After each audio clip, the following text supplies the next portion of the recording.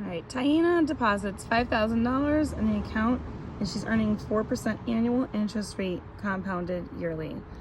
If she is not depositing or withdrawing any money from that account for the next 3 years, the question is, how much interest would you earn in 2 years? So we're not touching it for 3 years, but we want to know what the information is after 2 years of having that money into that account.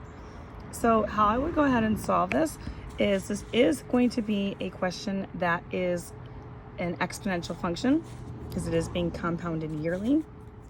So I'm going to talk about, we're going to do f of x is equal to what our starting value is. In this case, it is $5,000. That's what she starts with.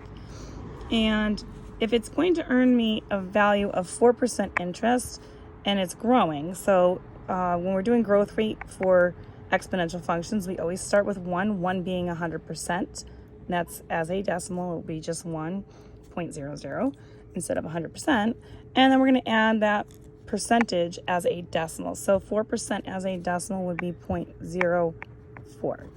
So when I go ahead and I plug it into my equation, either I could write it just like that, 1 plus 0.04, or I can just put 1.04 in here.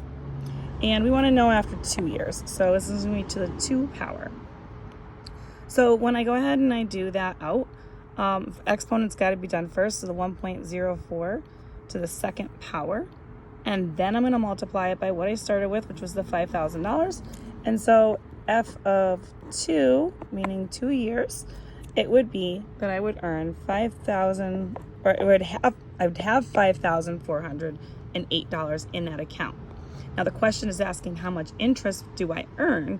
Well, I started off with 5,000, so I wouldn't have earned 5,408.